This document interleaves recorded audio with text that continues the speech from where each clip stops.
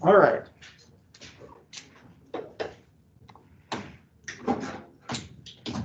So the format for today's class is we're going to go through this lecture. We're going to talk about bridging the gap between architectural theory and architectural practice. And really, what is the value of research for architects? That's going to be our discussion today in class.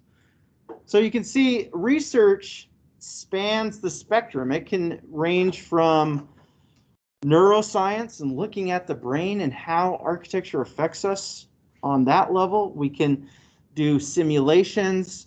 We can look at how people look at buildings and track their eye movements to see biometric information. But before we get into the more specifics of architectural research, I'd like to start with this conversation that two philosophers had once upon a time. In this image, you see Plato and Aristotle. They're having a conversation. Plato, if you notice, has his hand pointed to the sky, suggesting that we should focus on the idealistic, right? In many ways, some of the subjective, the qualitative aspects of life. Aristotle, on the other hand, has his hand down, focused on the ground, the earth. No, Plato, we need to stay grounded on the earth in the objective stuff, the things that are measurable to us. This conversation has been going on a long time. The empirical versus the theoretical. The rational versus the irrational, science versus religion, the measurable versus the immeasurable, ultimately the quantitative versus the qualitative, or the built, real environment, the objective, or the sketch, the idea, right, the subjective realm. So one way we can potentially bridge these two areas. And specifically, we're going to talk a little bit about what is called evidence-based design and post-occupancy evaluations. Now, a better way to think about it is this. Okay, we have objective built buildings. These are the built conditions. We can measure them. They're real, right? And then we have human responses, people that kind of perceive or maybe experience space in a different way. So how do you link these two together? Human beings and architecture. Well, in our first book on architecture by Marcus Vitruvius, written 2,000 years ago, he says that architects who have aimed at acquiring manual skill without scholarship have never been able to reach a position of authority, while those who have relied only upon the theories and scholarship were obviously hunting the shadow, not the substance. But those who have a thorough knowledge of both have the sooner attained their object and carried authority with them. So when we talk about balancing theory and practice, right, the practical nature, yes, I'm designing and building architecture, right? But you also have to be grounded in the theoretical. So how do we bridge these two gaps? Because according to Vitruvius, if you want to be a successful architect that carries authority, then you need a balance of both. But before we do that, let's get into and ask the question, what are the benefits of research for architects?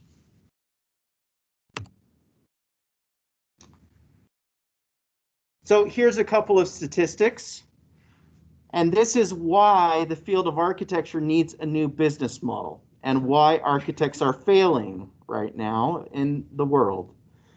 Number one, AIA statistics. This study was done in 2016, so it's a couple years old, but per the AIA, over $600 billion were spent in buildings that year. $29 billion was spent on architect fees. That is 4.8% of the construction value. Now let's compare that to healthcare. Healthcare, on the other hand, 3.2 trillion US dollars were spent in health. Now, 4.9% of that 3.2 trillion was actually dedicated specifically to just medical and health research and design. So can you see the problem? Architects are not charging enough. Okay. So construction, yeah, go ahead. Would that be attributed to the fact that we work with so many consultants, though? Because a lot of the client fees not only go to the architect, but they also go to the consultants the architects work with. That's a good point. When it says architect fees there, that includes consultants. So in other words, they're actually making less than the 4.8. Correct. Okay. Yep. So here's some other information, right? So if we look at starting salaries, and these numbers were taken from Yale University, so it just gives you an idea. So architecture starting salaries in the $50,000 to $60,000 range, right? Medicine from Yale, the same, is about the same. Law is in the six figures, 100,000 to 180,000. Now, with the Yale graduates, when they're 6 to 10 years out after graduation, right, they're making a little bit more. But what you should pay attention to is the number of licensed professionals. Law, just at Yale, there's over 1 million. Medicine, there's close to 1 million. And look how many architecture graduates there are. There are only 100,000 architecture graduates. Now, that's not a lot. So if we are so few and in between, that means great, we've got job security, but not necessarily that we are charging enough. And if we were, we'd be able to dedicate more time to research. So here's the problem.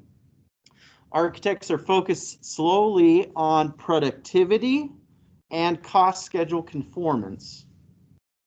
Now, because of this, you're really missing the opportunity for change. Think about it this way. You're measuring the success of surgery not by whether the patient is cured, but by how fast the procedure was completed.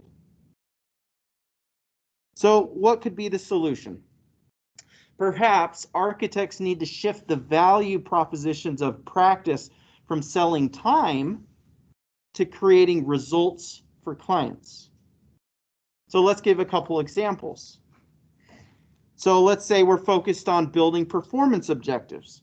So a client comes to you and says, I want an energy efficient building. Okay, we design it to be energy efficient.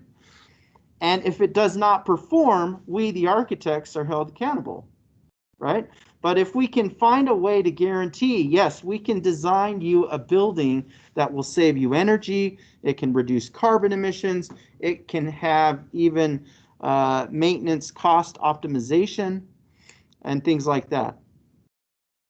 Now, the other way that you might be able to create results for clients might be in the sense that it's more outcome based. So if I was designing an office building, maybe I could say, I can guarantee you that based on the design strategies I'm going to employ for your building, that it can boost the effectiveness of your workers. It can increase employee satisfaction and improve staffing efficiencies. Now, a client, if they came to you and heard that, they would say, that's great. I don't just want a building, but if you can improve my productivity and my bottom line, save me money, and improve my sales, etc. Yeah, those are great things. So architect, I can live with that. Or what about schools? If we could have teachers teach better, or we could guarantee improving test scores, or reducing absenteeism. Wouldn't that be a great thing? Well, research is enabling us to do that. Or for healthcare, what about promoting faster healing, like we talked about in last class, or reducing healthcare acquired infections, right? All of this can be improved through design. And so if architects change their mentality of not just how much time I'm focusing on getting drawings out the door, but instead focus on the results that they're going to be providing to their clients, it becomes a game changer. So there are several architecture firms that are catching on to this, that good research equates to good business. So HKS Architects, for instance, has a whole several research arms within their firm. It's a national firm, and other firms are catching on why this is so important. So let's look at what are these research benefits. Number one, to the client. Number two, to the architect. So for the client, that really boils down to there's performance benefits and experiential benefits. So for instance, performance benefits might include I'm creating a durable building, I'm providing thermal comfort, meaning you're not too hot or not too cold in the space, it's energy efficient, it functions well, I'm giving you a good return on your investment, life cycle, all those kind of things.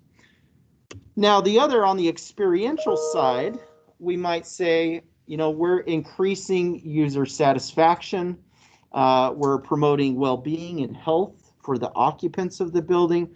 We're improving learning and teaching, productivity or collaboration. We're changing behaviors. So all of this can benefit the client. So number one, there are many benefits to your client and selling them and saying, yes, client, you should pay for some additional services beyond just me producing drawings for a building, but actually doing research for you so that we can guarantee you some of these results. Now, the architect, on the other hand, their benefits gain in knowledge and profitability. Knowledge in the sense that they become the experts. If you're the one publishing a study that shows that increasing daylight in a school can actually improve test scores, then you become the authority, the expert in your field. So not only being experts, but industry leaders, publications, establishing your credentials, using evidence-based design. And in terms of profitability, you have the ability to increase your markets.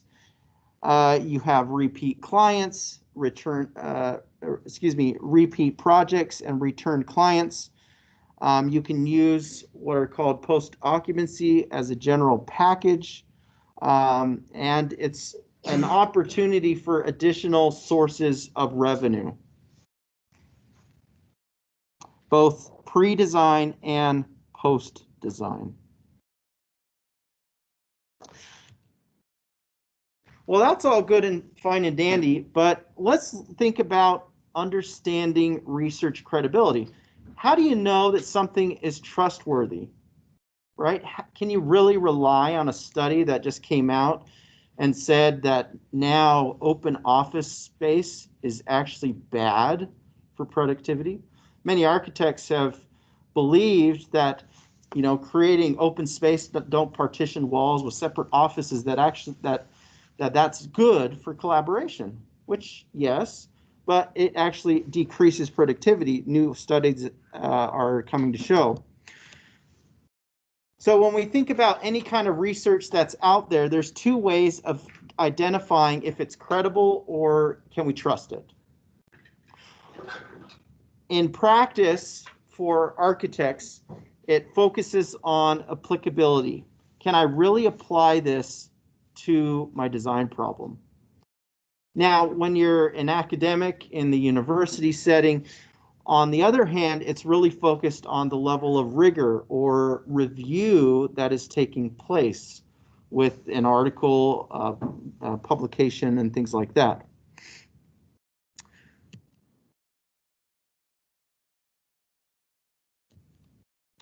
So I want you to think about this. This is the academic side. So as a professor, as if I publish an article, if I publish something on my blog, my personal blog, that is the lowest level of the pyramid, okay, in terms of rigor. There's no review of it. I'm the only one that reviewed it.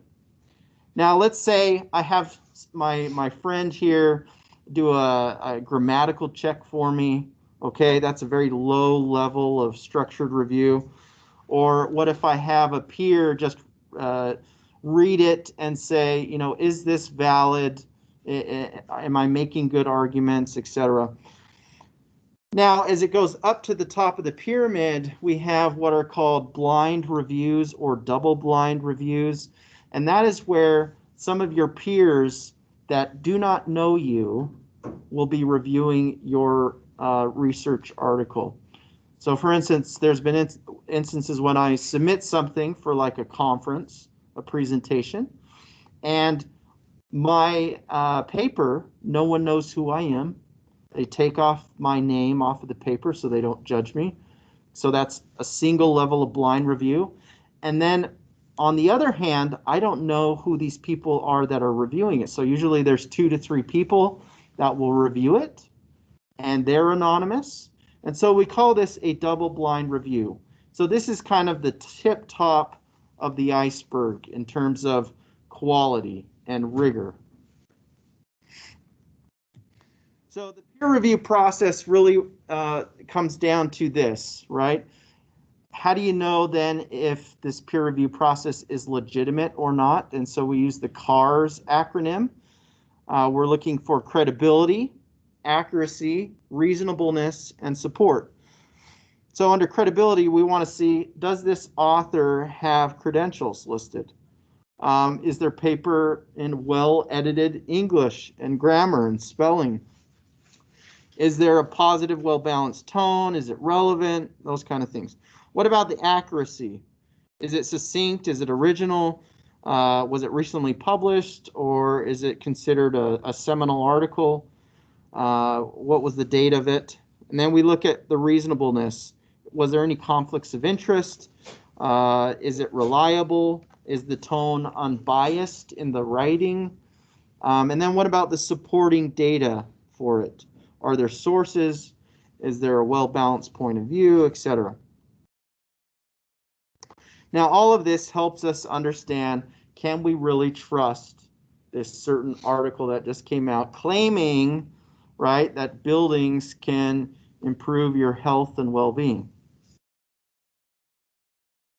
With that, let's look at a couple of different research types or typologies. In architecture, we have different building types, right? We've got schools, hospitals, houses. These are different types of buildings. So we also have different types of research. So the American Institute of Architects met a few years back and had a research summit and really summarized that, you know, there's all sorts of kinds of research, from neuroscience to sustainability to energy to clients to outcome-based approaches. Are we observing? Are we doing statistical analysis, best practices, etc.? But like we said earlier, when it comes to architecture research, we really want to focus on applicability. How much can I apply this knowledge directly to my design problem? So for practice, what it really boils down to is, you know, what others think and what others know. And so there's a certain level. You have kind of this ordinary level of review and industry review, and then finally peer review at the tip top, kind of like academia in the same way. So these are the types of research that are applicable for architects. So number one, the very low-hanging fruit would be searching or observation, right? Maybe beyond that, as we start moving up the pyramid, we've got post-occupancy evaluations or best practices, an essay or expert opinion, As we go further up, we've got proof of concept, prototypes, and ultimately evidence-based design. So one of the articles you read about this week is all about the evidence-based design process, which we'll go into in a little bit later. But let's put it down into these words, okay? There's 7 question types that you might ask yourselves when you're conducting research. For one, you might be doing hypothesis testing. You might do a cost-benefit or cost-effectiveness study, a feasibility study, a policy analysis, program design, operations research, or even a program evaluation. So with all of this, an example of a hypothesis testing might be, what is the effect of gender, age, and education in extraordinary aesthetic experiences, right? You're trying to test a hypothesis. Does it matter what gender you are, or what your age is, or what your education level is on how you experience architecture? Another for a cost benefit might be, I'm trying to do a cost benefit analysis of using wireless internet thermostats for energy management. Right, so I can remotely understand, what those costs might be. Or a feasibility study might be as simple as I'm looking at my own firm and I'm trying to do a feasibility study for incorporating digital red lines into the architect's workflow. So if I'm the architect, for instance, and I'm going to mark them up because my drafter is working on them, I'll say you need to make these corrections, and then I literally give them the physical drawing back, right, with some red pen on it. But if I want to do this in a digital realm and do digital markups, what would be the feasibility study for that? So that could be one thing. Policy analysis really gets into, a good example would be an analysis of the energy code on policy on construction costs, right? How is energy codes affecting our construction costs? Are we too strict with energy performance requirements for buildings?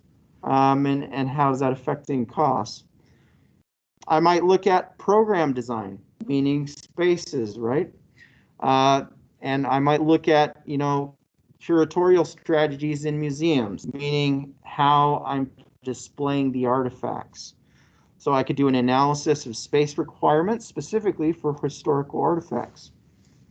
Operations research might deal with interior lighting schedules for a new business school because it's dealing with the building's operations. And lastly, a program evaluation might be, I'm trying to evaluate any NAB accredited programs in public universities.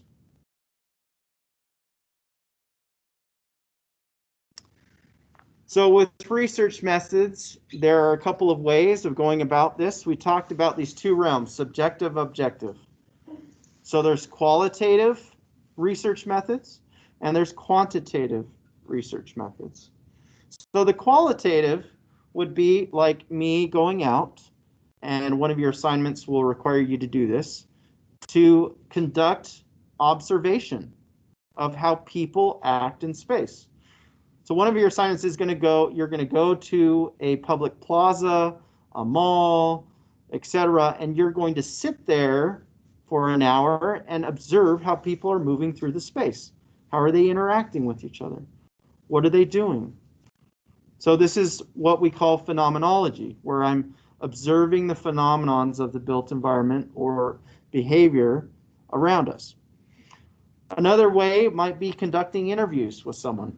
Let's say I'm going to design a new religious building in Heber, and it's for the Catholic faith.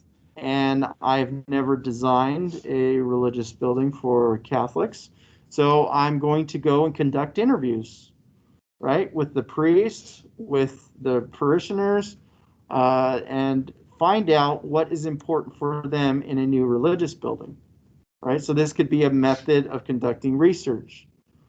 Or I might conduct workshops with the local community for a school. What's important for your children, talking to the parents, etc. So this is qualitative, subjective information that you can try to get. Quantitative information means it's more measurable. We can run statistics on it. It gives us numbers. For instance, if I do a questionnaire, a survey, a poll, I'm asking, I've got a picture of two buildings, one that's like a modern building and one that's a classical building. And I ask the public, which building do you prefer? And then I'll get a percentage. Maybe 70% prefer the classical and the other 30% prefer the modern, right? So I'm getting numbers data that is measurable. So not only with that, with like surveys and polls, we also can do other types of measurement, actual energy performance, benchmarks, things like that. Okay, so let's get into evidence-based design. That was kind of the top tier of the pyramid, right, for architects. So let's understand what is evidence-based design. Well, we have what is called evidence-based medicine. It's been used for a number of years, and it's basically the use of the current best evidence to make decisions about the care of patients, right? We're learning from the past and using that evidence. Now, evidence-based design for architecture is similar. We're being conscientious, explicit, and judicious use of current best evidence from research and practice in making critical decisions, together with an informed client about the design of each individual and unique project. So that is how we would define evidence-based design. You're using evidence from research to inform your design decisions.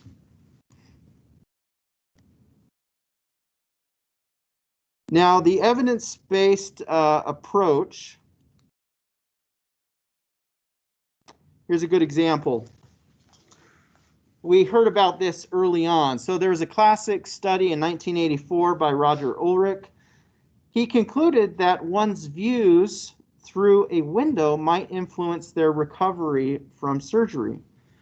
So if I was an architect and I saw this study, right, I would say that, how could I use this evidence in the design process?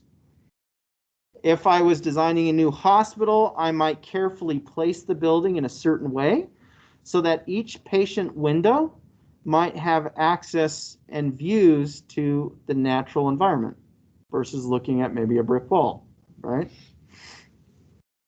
So I'm letting that evidence influence how I'm designing the building. So there's three components of evidence-based design. One is that best external evidence that we just talked about, right? Other studies. Then we have our own individual practice expertise. We've got our client values and expectations, and we bring those all together, and that is part of the evidence-based design process, which really goes through this kind of wheel, okay? We start at pre-design before we even design the project, trying to set goals and define objectives for the project, which is in the organizational readiness phase. Then we get into pre-design. We go through design phases. There's various things, and the reading goes into more in depth on that. We get into our construction, and then we get into the phase when the building is complete and the ribbon is cut and people move into the building, the occupancy phase. Now, one important thing that we're going to talk about in class is during this occupancy phase, how can you then go back and see if your design goals were met? For instance, if you designed a classroom like this we're in, with a bunch of windows with the intent that it was going to help students concentrate and improve their test scores, well, let's go back and evaluate after the fact. Because as architects, we're not hit and run artists, right? we should go back and still have an interest. Did our buildings actually do what we intended them to do? So that is what we would call a post-occupancy evaluation. So we're going to define that here. So what is a post-occupancy evaluation? According to the Architect's Handbook of Professional Practice, post-occupancy evaluation services address how well a facility contributes to the productivity, satisfaction, and well-being of the occupants and the goals of the organization. So why? Why would a client want to pay extra for you to come back after the building's done, right? Because you've already done your service. Well, here's a couple of reasons why a client may need these services. They might want to reduce costs and enhance the building quality in future projects. So for instance, if I have a repeat client, I do for Granite School District or Alpine School District, and we design a lot of schools for them. And they may want to say, okay, well, your firm designed this one elementary school for us. Well, let's evaluate how well it's performing, and then the next time we have a new school to design, maybe we'll change things a little bit if it's not working well. So that might be a reason they would want to do this. We might also want to discover and correct functional concerns or evaluate the effectiveness of the design, respond to complaints of building users. Maybe they're too hot in the summertime, meaning the AC is not working very well, or other things. And so there's various reasons why a client might want to do this. Now, a post-occupancy evaluation has a number of phases. First, you want to set up the goals, you want to design it, you want to collect the data, analyze the data, and then share the data. Those are the 5 steps.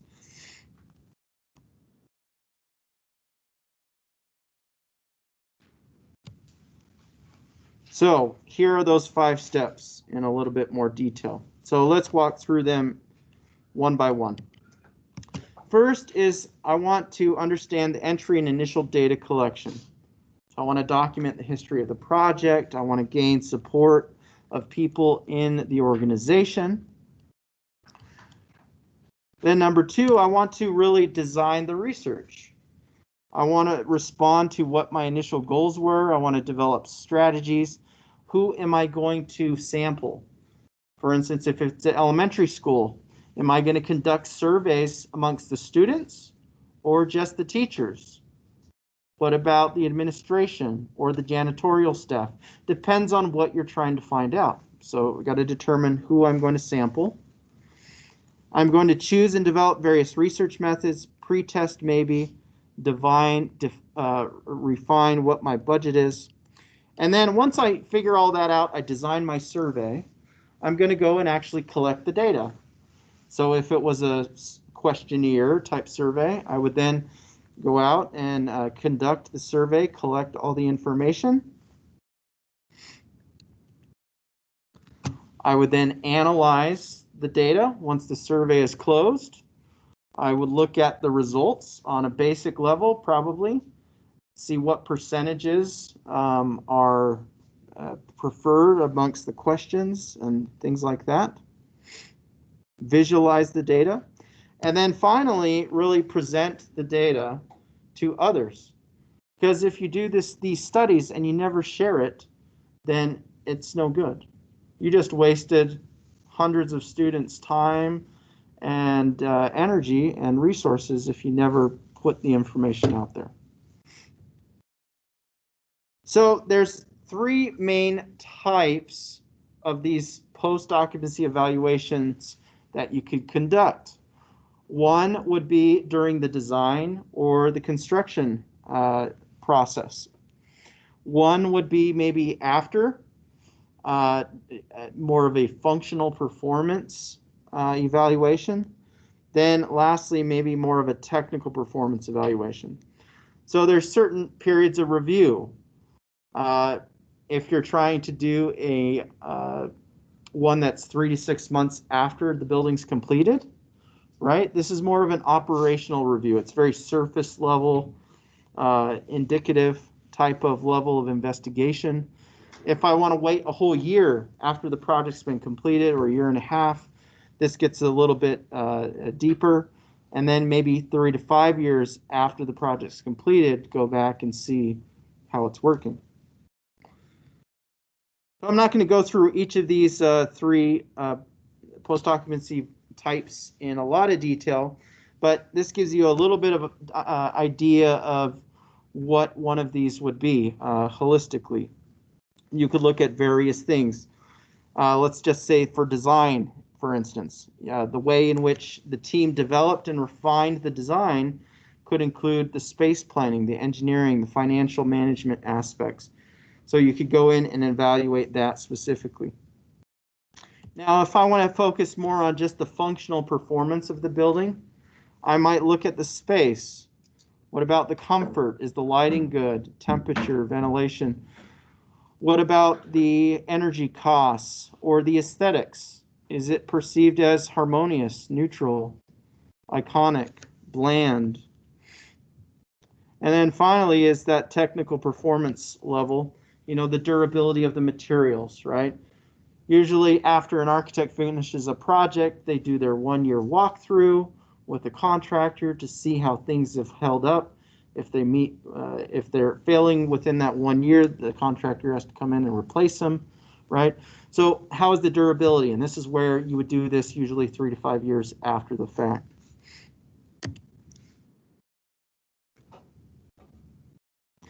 So these are those three types. And let's just say I want to conduct a LEED thermal comfort survey, okay? So for LEED accreditation, sometimes you have to go back after the fact and conduct a survey. So I would say, how is the comfort? Specifically the thermal comfort. Are people too hot or too cold? And so if I go across there and I want to do this after a year that the project's completed, then I can see, yes, if I do a questionnaire, I've got the thumbs up. That might be a good way of assessing that specific item. All right, so that was a lot of theoretical knowledge and processes. Let me show you some case studies and examples of pre and post occupancy evaluations. So let's look first at K through 12, so schools. All these projects are research projects I've worked on in the past. So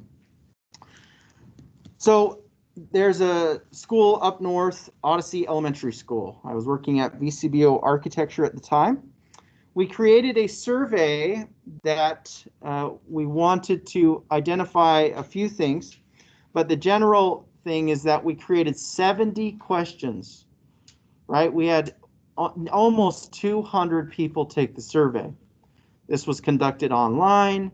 We targeted questions to different audiences. So this little table matrix shows that the students got certain questions, the faculty teacher got certain questions, the administrators got certain questions, and the parents got certain questions as well. So for instance, the students were given questions about their role at school, meaning what grade level are you, where are you located, all those kind of things. Then we looked at their learning experience. How did they feel this new school was doing? Did it make them happy? Was it improving how they were studying, etc.? So the main thing that we really wanted to identify, our hypothesis testing, was we installed these very large, almost garage doors in the classrooms. And the hallways were extra large so that we could have furniture in there so that students could have kind of a spill out space, right? To try to promote collaboration, or maybe there was one student needed to go have quiet reading time in the hallway, but the teacher still is on the inside working with groups, but needs a visual connection. So we're trying to find out, was this classroom flexibility a good thing? Was it worth the extra cost? So 62% of the students and teachers said that this large classroom roll-up door was open at least every week during the class. And then another 12% said this was on a monthly basis, at least it was used. So number one, we identified, yes, it was used, which was good. Number two, 3/4 of classes, 75%, held activities in this central collaboration area. We made a really wide corridor, right? You can see there how big that is. We've got furniture in the middle of the hallway. So was it worth that extra square footage? So 3/4 said activities were held, at least in there. The other thing that we looked at is teachers, we wanted to find out, were your teaching methods influenced by this classroom design? So we found out that 65% of the teachers said yes, this little small feature, the little roll-up door, actually affected how I taught the class. So we wanted to see, well, okay, that's great. It changed how you taught, but the main objective was, did it promote collaboration for students? Meaning there was more group interaction. And so we found out that 83% of students said that this layout of the school and classroom made it easy to work in groups. So as an architect, yes, we fulfilled our mission. We accomplished what we were looking to do. Let's look at another example for healthcare. There's a healthcare clinic nearby in Payson that we worked on, and we wanted to find out specifically the layout of the space. Did it provide an opportunity for speech privacy? Meaning, as a doctor's sitting and talking with a client, whoever's outside, they don't necessarily want to hear that this private information, that they just got cancer or whatever it is. So we wanted to maintain speech privacy.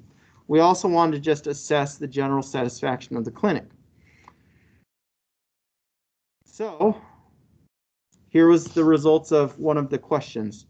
We asked, does speech privacy in your workspace enhance or interfere with your ability to get your job done?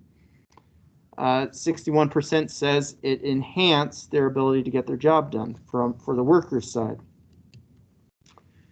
Now, on the other hand, we asked, does the design help you provide quality healthcare to your clients? 84% were very satisfied with the design. So as an architect, that would tell me, yes, I did a good job, okay? Now, this is one of those that is important, because if you can guarantee your client that I can actually improve productivity and not have your workers waste time, right? Time is money. So we said, estimate how your productivity was increased or decreased by the environmental conditions of the building, such as the lighting, the acoustics, the cleanliness. Almost 70% said it increased their productivity. They were more efficient with their time. And so that you could take and then say, client or a new healthcare provider instead of Intermountain, we could say, hey, we've got a track record that we actually design spaces that increase your workers' productivity, so hire us for the job. All right, let's look at another one about religious example. This one was more pre-design survey. This survey was really trying to test someone's conceptual model for sacred space in various categories. And so this survey was conducted online. There's a little over 100 people that participated. It was conducted 2 ways, online and with paper, but it was trying to test these categories as they could apply as design solutions or strategies. So in this diagram, you've got people with their perceptions. They're taking the survey. They're all saying, yes, I agree, or no, I disagree. And then you could take that data to the designers, the clergy, or the ritual specialists, and then use that to promote or create some type of experience for those that were coming to the worship space. So here are some of the results of that survey.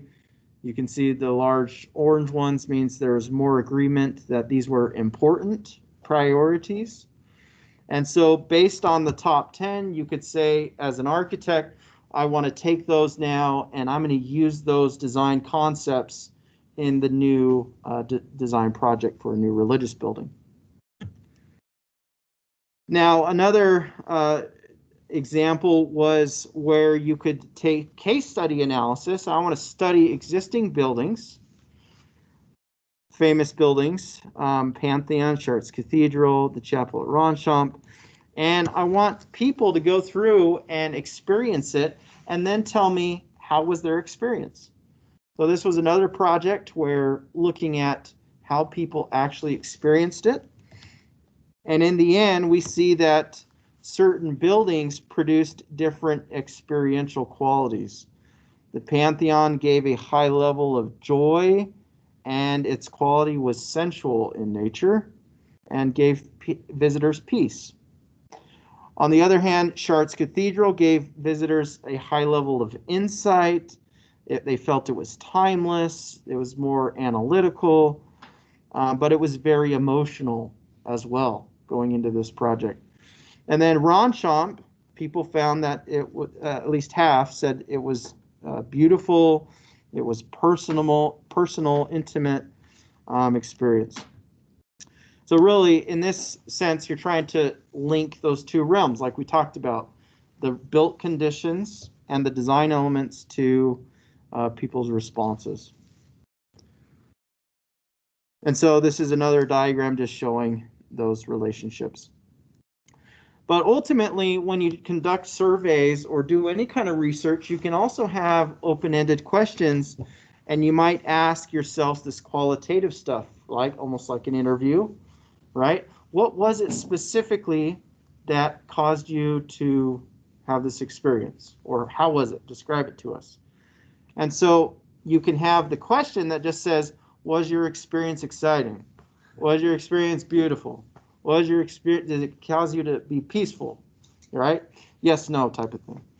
But then you can also have a narrative format and say, okay, describe to me your experience. And then you can link what they actually experienced with the other survey statistical data. And ultimately that becomes a design guideline. So let's look at a rec center. So this other project we were looking at, any of you been to the Provo Rec Center? Here? Okay. So in this one, we were trying to look specifically at the space usage and satisfaction. We surveyed other things too. But specifically, we wanted to see, the client said, yes, we want these types of program elements, like a climbing wall, or we want the kiddie pool, or we want XYZ. And so we wanted to see, was it actually being utilized? Number one. Number two is, if it wasn't being utilized, what would you replace it with, type of thing. So we looked at the program usage. How often were these various components within the rec center used by patrons? So we had almost 1,000 people take this survey. We found out that certain things were not used, like the skate park was almost never used, right? With the large amount of green. However, the large blue area there was the second level fitness area. So that was heavily used. So yes, there are certain things we could identify, how often people use certain things. Then we decided, okay, well, were you satisfied with these elements and these program components? So once again, you can see that the largest satisfaction rate was that second level fitness area. Next in line, you have the track, the indoor track that was heavily used, and then the exercise studios. However, the indoor playground wasn't used as much. The spinning room was somewhat, right? And so you could identify next time, client, we go to build a rec center, we can take this data to the next city and say, you know, we did this project for Provo, but they found that these things were really utilized a lot. These were the popular items. So you may want to include those and maybe not include some of these other things, right? Yeah, did you have a question?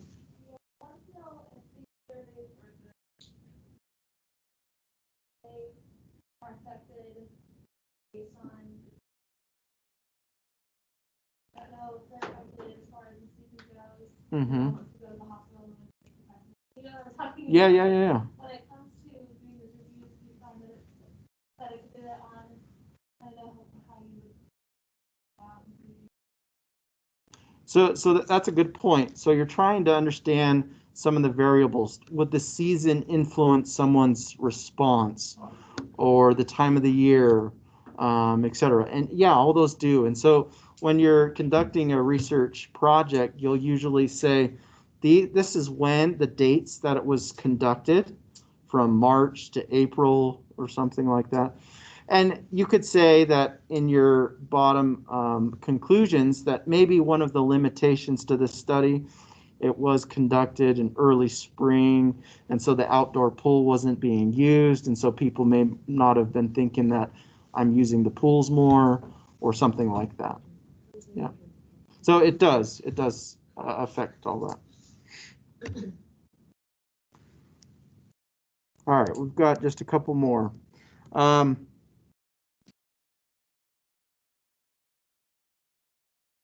In DC, there is a cottage where Abraham Lincoln would go and retreat to when he was undergoing and trying to find a quiet place to meditate, to gather his thoughts.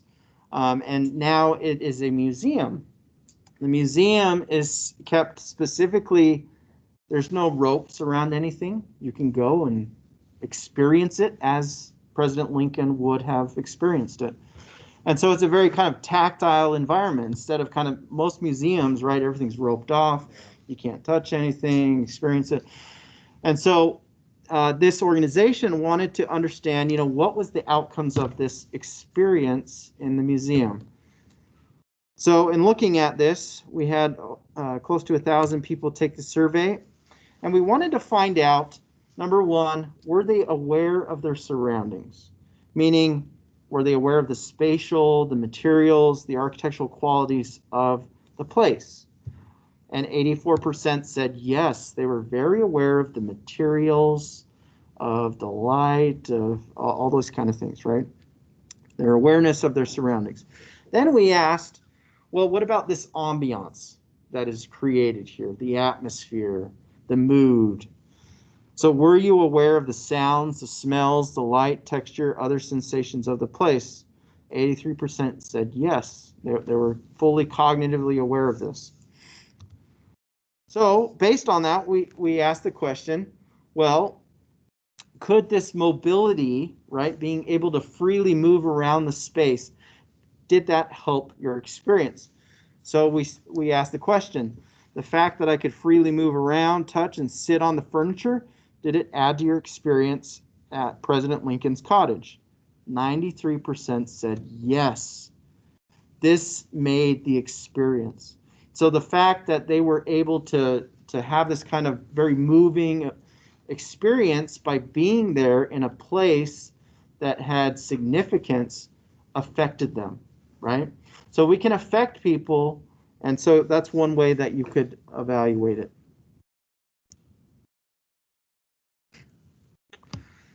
Okay, let's look at a more pragmatic. This is actual VCBO, their office. When I worked there, we conducted a survey. Specifically, we wanted to find out, you know, how were people experiencing the space? Was it comfortable? lighting, all those kind of things.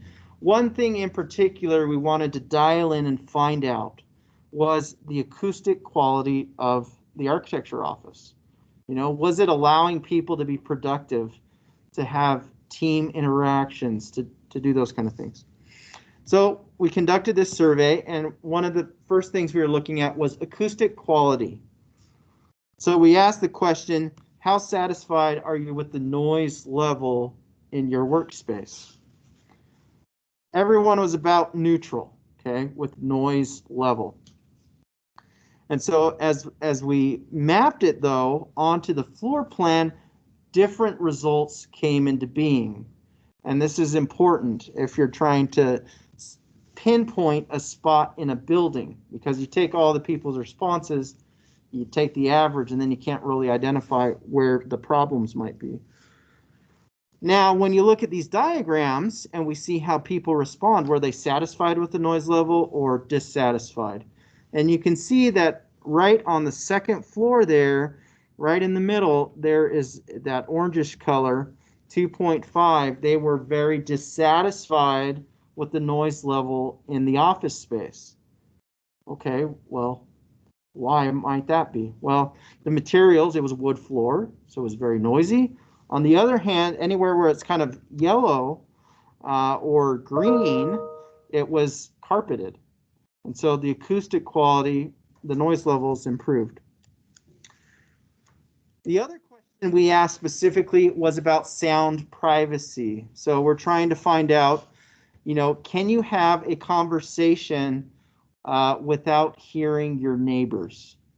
So I pick up the phone, I'm talking to my wife because my kid just got suspended from school, and I really don't want my neighbors to hear that my kids are getting in trouble, right? So can I have sound privacy in my workspace? And so we found out, you know, the average, most people said they were very kind of dissatisfied, right?